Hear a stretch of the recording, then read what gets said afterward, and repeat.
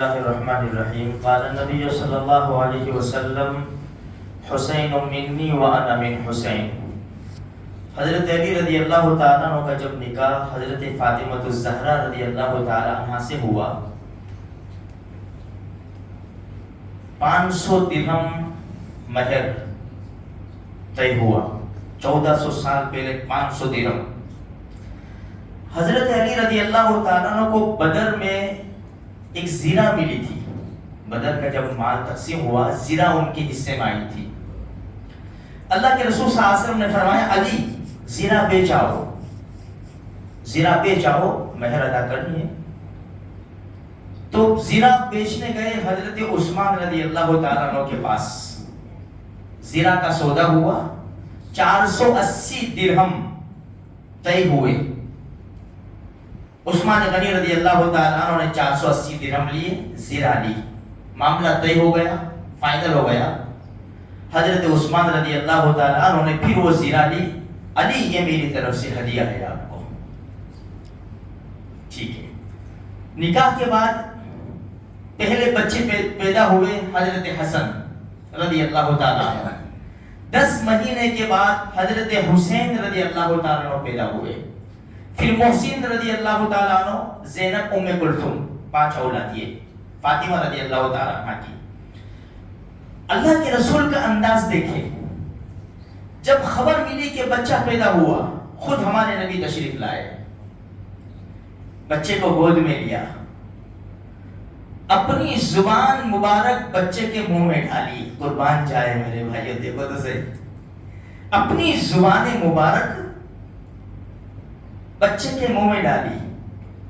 داہنے کان میں اذان کہی، بائیں کان میں تکبیر کہی. علماء نے فرمایا کتنے خوش نصیب بچے ہیں یار، کہ سب سے پہلے ان کے منہ میں جو چیز گئی وہ محمد رسول اللہ صلی اللہ علیہ وسلم کا لعاب مبارک، اور سب سے پہلے کانوں میں جو آواز گئی وہ محمد رسول اللہ صلی اللہ علیہ وسلم کی طرف سے اذان کی آواز تھی.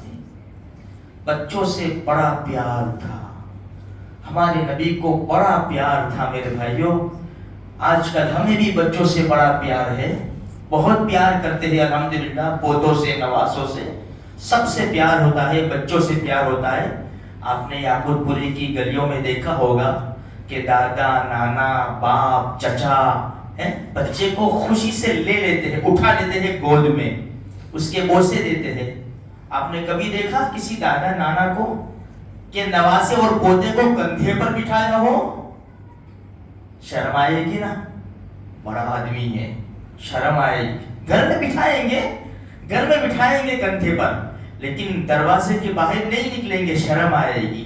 قربان جائے امام الانبیاء پر، اپنے نواسے کو کندھوں پر بٹھا لیا، باہر نکل گئے. باہر عمر ابن خطاب سامنے سے آ گئے رضی اللہ تعالیٰ عنہ، بول پڑے کیا ایک بہترین سواری ہے. سواری جس کے اوپر سوار ہوتا ہے، ہوا جاتا ہے، اس کو سواری کہتے ہیں، اور جو بیٹھتا ہے اس کو سوار کہتے ہیں. انہوں نے فرمایا کیا بہترین سواری ہے. اللہ کے رسول نے فرمایا عمر سوار بھی تو دیکھو کتنے بہترین سوار ہے. ہاں، حسین مجھ سے ہے اور میں حسین سے ہوں. مشہور، ہم ہر سال یہ حدیثیں سنتے ہیں. اللہ کے رسول منبر کے اوپر خطبہ دے رہے ہیں، دونوں جہان کے سردار منبر کے اوپر. جمعہ کا دن ہے، مسجد کھچا کھچ بھری ہوئی ہے. جب ہمارے نبی نے دنیا سے پردہ فرمایا نا، ان کی عمر 6-7 سال تھی. سن ہجری 2 میں شادی ہوئی، 3-4 میں یہ پیدا ہوئے، اور نبی کریم صلی اللہ علیہ وسلم نے 10 میں دنیا سے پردہ فرمایا. 6-7-8 سال کی عمر، اس سے زیادہ نہیں. خطبہ دے رہے، دونوں کھیلتے کھیلتے مسجد میں آ گئے. اللہ کے رسول خطبہ دے رہے، مسلمان اللہ کے رسول کا خطبہ سن رہے. ہمارے نبی کی نظر پڑ گئی حسنین کے اوپر، دونوں نواسوں کے اوپر. قربان جائے کیسی زبردست محبت تھی. نانا کو نواسوں سے خطبہ چھوڑ دیا. اللہ کے رسول نے منبر سے نیچے اترے، صفوں کو چیرتے ہوئے دونوں کو اٹھا لیا، ایک کو ادھر ایک کو ادھر. پھر منبر پر تشریف لائے، ایک کو داہنی طرف بٹھایا، دوسرے کو بائیں طرف بٹھایا، پھر اللہ کے رسول نے خطبہ شروع کیا ہے۔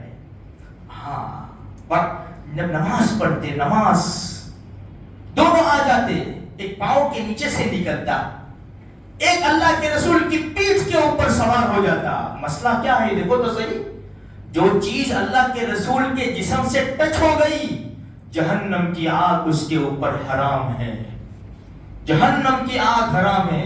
اسی لیے مسئلہ بڑا زبردست ہے۔ جس زمین کے اوپر ہمارے نبی ابھی آرام فرما رہے ہیں مدینہ منورہ میں، وہ زمین کا ٹکڑا جنت کی باغیوں سے اور وادیوں سے بہتر ہے، اس لیے کہ ہمارے نبی کا جسم مبارک ٹچ ہو رہا ہے۔ اللہ کے رسول کی پیٹھ کے اوپر سوار ہو جاتے، نواسے کے سوار ہونے کی وجہ سے سجدہ لمبا ہو جایا کرتا تھا، رکوع لمبے ہو جایا کرتے تھے۔ جب وہ پیٹھ پر سے اترتے تھے، اللہ کے رسول سجدے سے سر اٹھاتے تھے۔ اسامہ ابن زید رضی اللہ تعالیٰ عنہ فرماتے ہیں، مجھے اللہ کے رسول کا کام پڑا، میں چلا گیا، دروازے پر دستک دی میں نے، اللہ کے رسول نے دروازہ کھولا، چادر میں کچھ لپٹا ہوا تھا، میں نے اپنا کام نمٹایا، میں نے کہا اللہ کے رسول یہ کیا ہے، یہ کیا ہے؟ ہمارے نبی نے چادر ہٹائی تو ایک طرف حضرت حسن کو بٹھایا ہوا تھا، دوسری طرف حضرت حسین کو بٹھایا ہوا تھا۔ الفاظ سنے، اب الفاظ سنے ہمارے نبی کے، فرمایا یہ میرے بیٹے ہیں، یہ میری بیٹی کے بیٹے ہیں۔ پہلے کیا فرمایا؟ حدیث میں دونوں الفاظ، یہ میرے بیٹے ہیں، میری بیٹی کے بیٹے ہیں۔ اے اللہ، میں ان سے محبت کرتا ہوں، تو بھی ان سے محبت فرما، اور جو لوگ ان سے محبت کرے تو ان سے بھی محبت فرما۔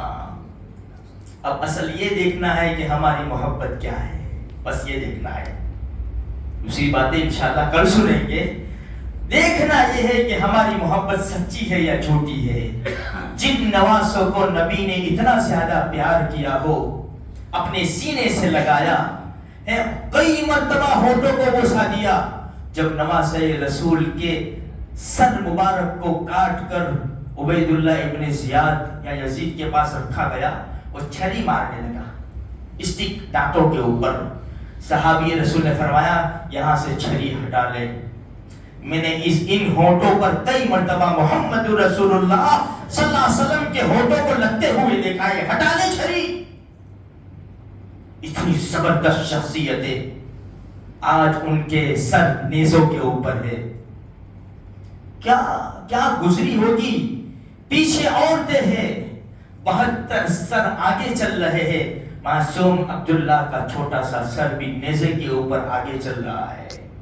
ان لوگوں کے اوپر کیا گزری ہوگی، وہی 10 محرم الحرام کو مسلمان ناچ رہا ہے۔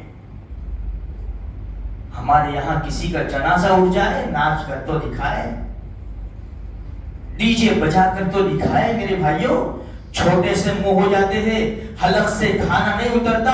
آج پٹنی کھیلنے والوں کو دیکھو کتنے مست ہیں، مست، اتنی خوشی سے کودتے، کس کے چہرے کے اوپر غم ہے، کس کی پیشانی کے اوپر بل ہے، کس کی آنکھیں اشکبار ہے، سب اپنی مستی میں مست ہے۔ ماشاءاللہ، کیا کر رہے؟